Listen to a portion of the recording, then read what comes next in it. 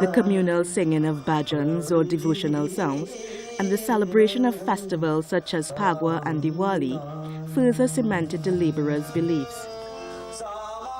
The cornerstone of this new Hinduism was the vernacular version of India's epic poem Ramayana. Ramayana or Ramcharitmanas, written by the 14th century poet Saint Tulsidas, had a profound influence on Caribbean Hindus.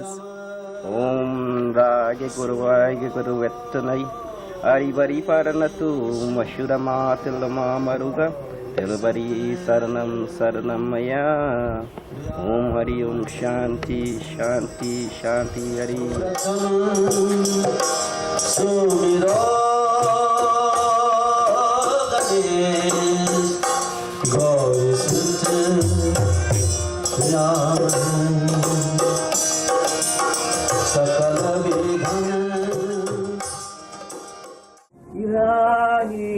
हमें अपो हिम्मत अता कर रखा है कदम तेरी दुनिया में आकर नई जिंदगी है ये मैदान में आ है न गुमराह कर दे कोई दरगला कर इलाही हमें अपो हिम्मत अता कर रखा है कदम तेरी दुनिया में आकर. The verses from the Quran, the stories from the Ramayana and the devotional songs of Hanuman Chalisa gave spiritual courage to the Hindus and Muslims.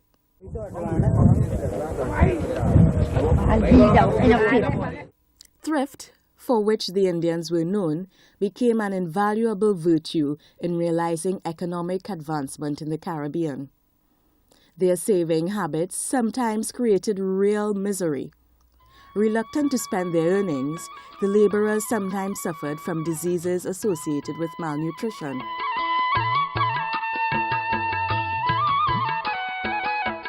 To supplement their meager wages from the estates, the laborers reared cattle and planted rice and kitchen gardens of ground provision. The Madrasi took mainly to fishing.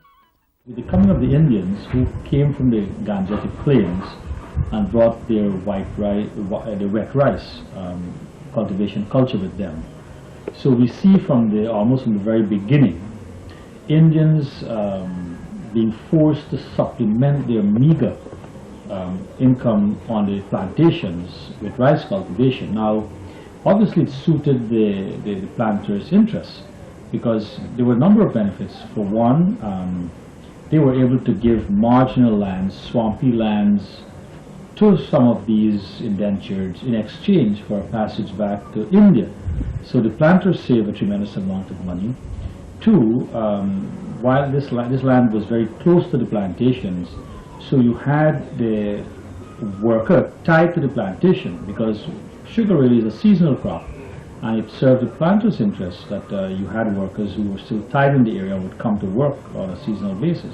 And thirdly, of course, is that by the workers now having a second job of planting rice, it supplemented their income and probably mitigated their resentment against the system and maybe helped not for them not to riot against the system because of extreme poverty.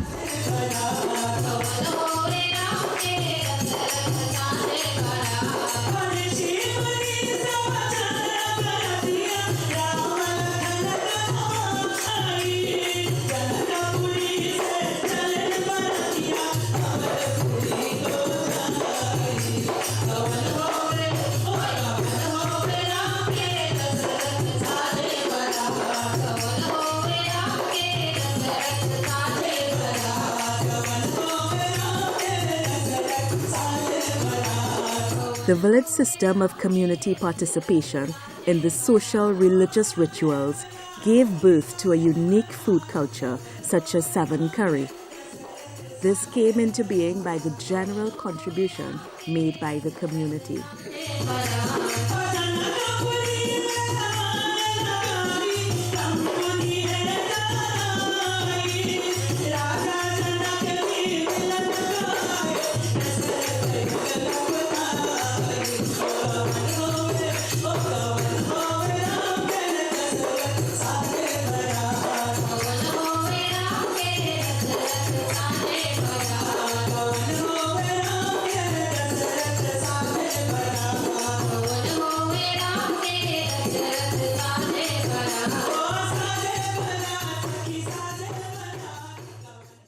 The continued Indian indentured labor migration created chaos in the Caribbean labor market. The planters persisted in continuing the Indian migration despite the falling prices of sugar, for the simple reason of cutting the bargaining power of both the Indians, who were already living on the plantation, and the Africans, who hardly got any time to escape the social and mental trauma of slavery. The planters' strategy of creating a glut in the labor market was opposed by both Africans and Indians. The Africans opposed the continued migration of Indians for justifiable reasons.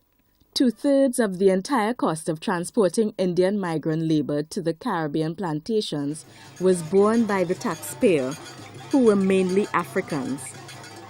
Thus, an atmosphere of hostility was created between the Indian indentured laborers and the descendants of slavery. Upon emancipation, the Africans got nothing.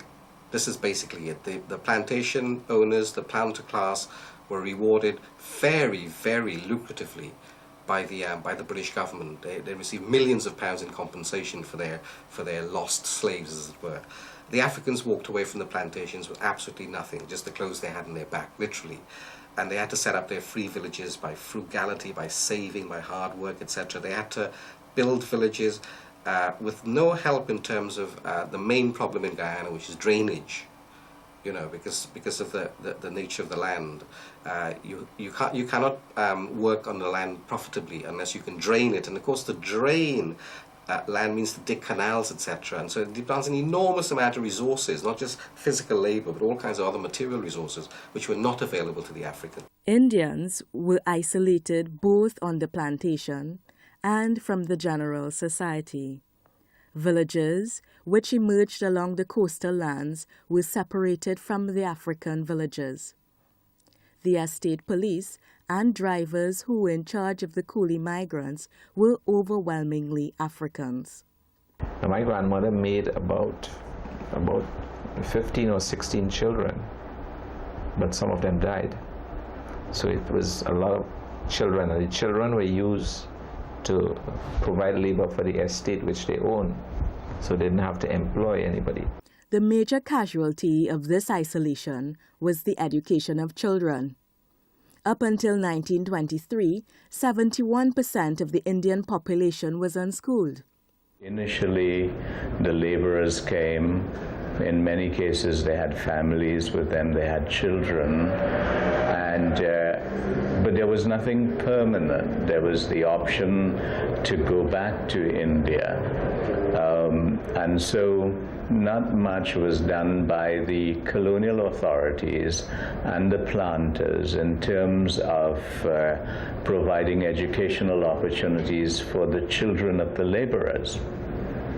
There were government schools, primary schools. The Indians hesitated to send their children to school because very often the East Indian children were actually beaten up by the stronger, steadier African children. And if they were not beaten up, they were ridiculed in the ward schools. And the teachers in the ward schools were mostly African teachers. So this was the problem that the East Indians faced. It was the Canadian Mission Presbyterian Church which made an early breakthrough in the education of Indians. Founded by Canadian missionary Reverend John Morton in 1868 in Trinidad, the Presbyterian Mission introduced Christianity and education in the Hindi language.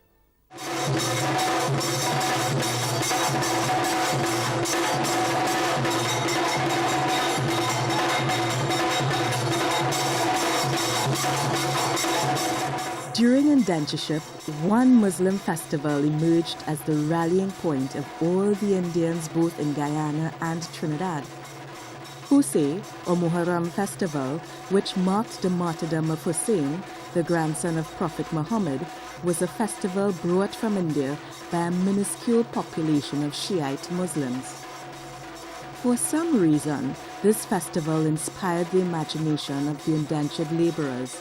In all the plantation societies where Indians were taken as indentures, not only in Trinidad, in Jamaica, in Fiji, in South Africa, in Guyana, all over, the populations of Indians were brought essentially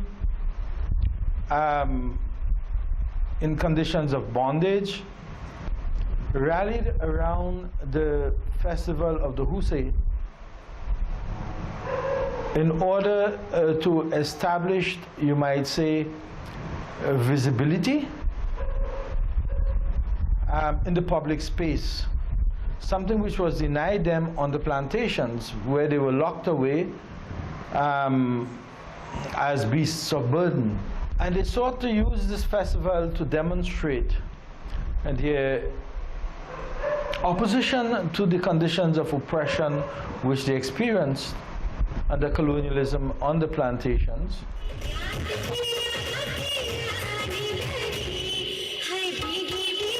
The attitude of the larger society towards the Hindu and Muslim customs in the Caribbean was one of contempt and alienation.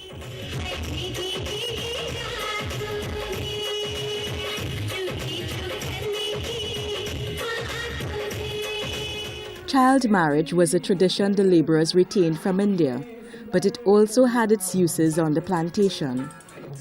Early marriages helped to ease fears of girls getting raped and of boys running away from the home.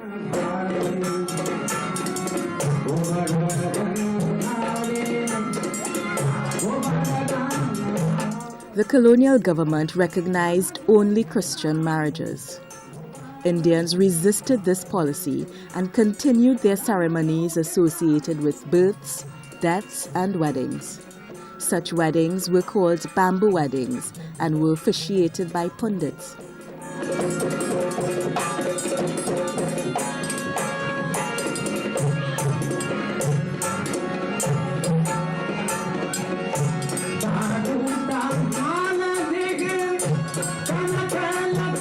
Sadly, this resistance made their children official bastards. While a few Indians became as wealthy as landowners, rice millers, merchants, shopkeepers, lawyers, and doctors, the majority of sugar workers lived under dire poverty. They were overworked, underpaid, and often harassed by the estate drivers and their henchmen. Even the free Indians who were living away from the estates were destitute. Indian beggars became a regular sight on the streets of Georgetown, New Amsterdam, and Port of Spain. The living conditions of indentured laborers continued to deteriorate, and the planters and colonial administration ignored their demands for better living conditions. It was against these conditions that the Indians had to rebel. They had a strike. Okay. Now in this strike, the strike prolonged. Okay. Why it's prolonged? Them people just normally go at the other line there. Okay.